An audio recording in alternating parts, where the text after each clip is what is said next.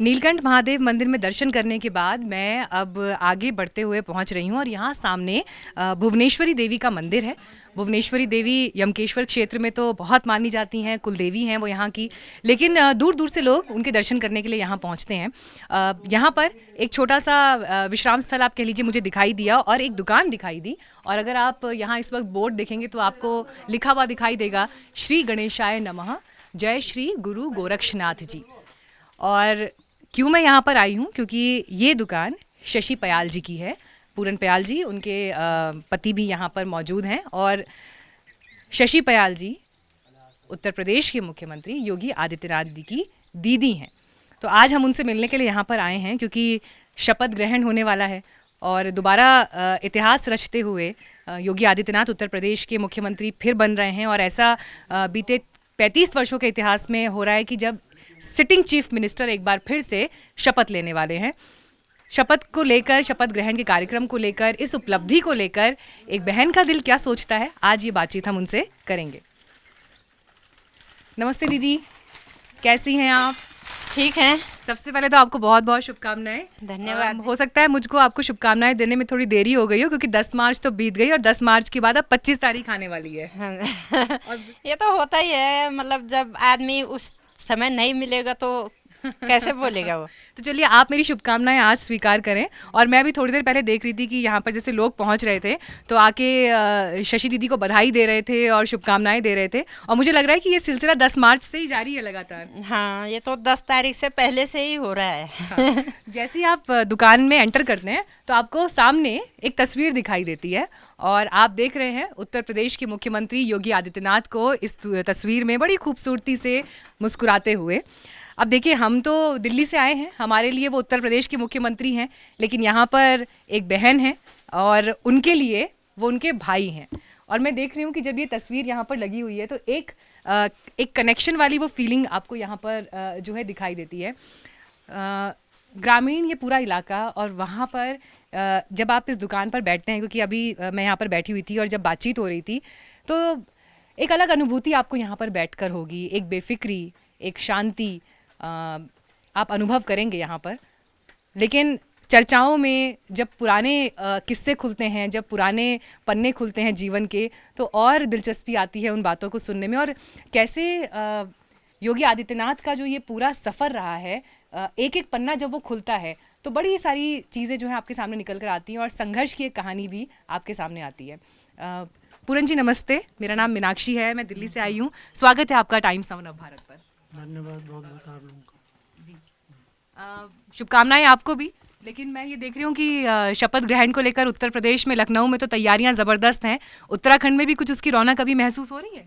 हाँ बिल्कुल है। मैं तो पहले तो बधाई मैं उत्तर प्रदेश की जनता को देना चाहता हूँ जिन्होंने उनको इतने बड़े बहुमत देकर दोबारा उसमें मुख्यमंत्री की दौड़ में लाए हैं।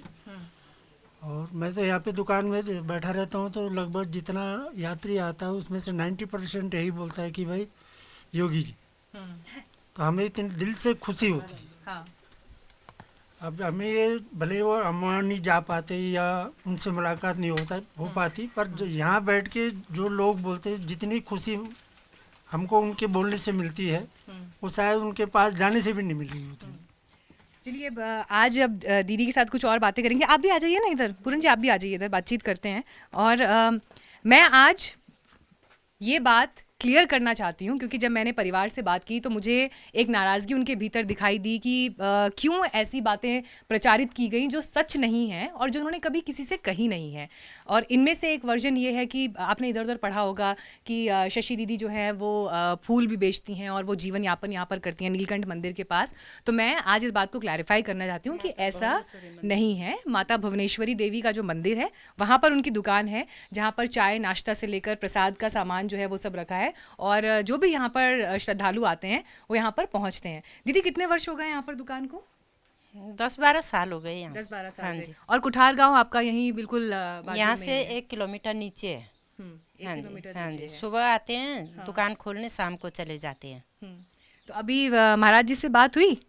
नहीं, बात नहीं हुई है अभी। 10 मार्च के बाद बात नहीं हुई? नहीं, एक दिन मतलब हम बोल रहे थे पर बात नहीं हुई। बात नहीं हुई।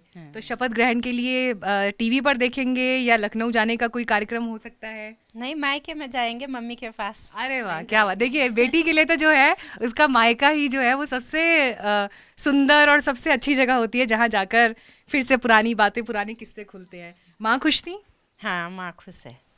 हम गए थे अभी, मतलब जिस दिन भाई वहाँ से विधायक के उसमें जीते थे तो तब गए थे हम वहाँ। तो 10 मार्च को? हाँ, 10 मार्च को। तो मम्मी बड़ा उस दिन रंग वंग उड़ रहा था, मैंने सब देखा हाँ, तस्वीरों तो में। मम्मी को बोला हमने कहा हम क्यों आए हैं हाँ, कि भाई वहाँ जीत गए हैं। हाँ, तो आप तभी आए वहाँ से जी। हाँ, तब मतलब बैठे थे मम्मी के साथ में, हाँ, थोड़ी बात कर रहे थे। सब आ रखे थे वहाँ, गांव वाले भी आ रखे थे मिलने के लिए, इधर उधर रिश्तेदारी भी सब पहुँच गए थे वहाँ। सभी लोग वहाँ पहुँच हाँ गए जी। थे। मैं एक चीज़ आज जो है आप सबके सामने कन्फेस करना चाहती हूँ, क्योंकि दीदी बड़ी प्यारी गढ़वाली बोलती हैं और जब गढ़वाली में बात कर रही थी तो मुझे ऐसा लग रहा था कि जैसे मैं अपने घर परिवार में जो भाषा सुनती हूँ, अब क्योंकि अभी हमें राष्ट्रीय टेलीविजन पर देश के अलग अलग हिस्सों से लोग सुन रहे हैं तो मैं हिंदी में बोल रही हूँ, पर इतना मिट्टी गढ़वाली बोल चाहिए ना कि मिताई अनलग ही कि जनकी में यार पूरे घर में कोई बुना चाहिए जैसे अपने घर में कोई बोल रहा हो वैसा भाव आ रहा था। और अगर मेरे पास आज मतलब थोड़ी सी इंडिपेंडेंस और आज़ादी हो तो मैं बजाय कि कैमरे की बात की ऑफ रिकॉर्ड जो बातें हो रही थी वो सुनवाना चाहती हूँ, क्योंकि आप इनको बड़ा सीरियस हो सकता है अभी कैमरे पर देख रहे हो, लेकिन जिस तरह के किस्से इन्होंने पिछले जीवन के बताए या पुरानी बातें बताई, जैसे एक छोटी सी बात है कि दीदी की डोली जो है वो महाराज जी लेके आए। महाराज जी लेकर आए। हाँ जी, महाराज जी लेके आए थे, वही आए थे साथ में यहाँ। और ये कितने साल पहले की बात है? ये 31 साल हो गए हमारी शादी के। अरे वाह। हाँ। तो आपकी डोली जो है पंचूर गांव से यहाँ कुठाल गांव आई, और मेरे को याद है कि पहले तो जैसे सड़क और रास्ते बड़े पथरीले होते थे, बल्कि अभी भी इनफैक्ट सड़क तो नहीं रही होगी तब। सड़क थी, उस पिताजी की बस थी उस समय। अच्छा। तो बस हमारी बस आई थी वहाँ से। हाँ, हाँ, हाँ, बारात द्यूली तक आई थी, वहाँ से फिर पैदल रास्ता ऊपर को। हाँ। और द्यूली जो है यमकेश्वर क्षेत्र में एक बड़ा मार्केट है। यहाँ पर हम ये बता दें, वहाँ पर बैंक से लेकर हॉस्पिटल, स्कूल तक की व्यवस्था है। तो एक स्टेशन है, मतलब जैसे जो भी लोग यहाँ पर आना चाहते हैं तो उनको लैंडमार्क के रूप में कहा जाता है कि आप द्यूली पहुँच जाएं और फिर वहाँ से जो भी नज़दीकी गाँव हैं वहाँ पहुँच सकते हैं।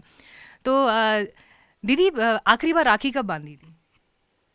राखी याद भी कहाँ है अब, क्या पता कब बांधी होगी अब तो भेज देते हैं हम बस, पोस्ट। अच्छा, भेजती हैं राखी? हाँ, भेज देते हैं यहाँ से बस। बाकी और लास्ट बातचीत कब हुई थी महाराज जी से आपकी? लास्ट बातचीत हुई थी जिस समय चुनाव हो रहे थे उस समय हुई थी बस। आप बोल रहे थे, टीवी में सुना था हमने कि आएंगे वो यहाँ मम्मी को मिलने के लिए, तो तब हम भी तब जाएंगे फिर मिलने के लिए। तब बोलेंगे, तब बात करेंगे साथ में बैठ के वैसे तो वो ज़्यादा बात करते नहीं, घर वालों से किसी से नहीं करते ज़्यादा बात। हाँ, हाँ, हाँ। अब बैठेंगे थोड़ी देर।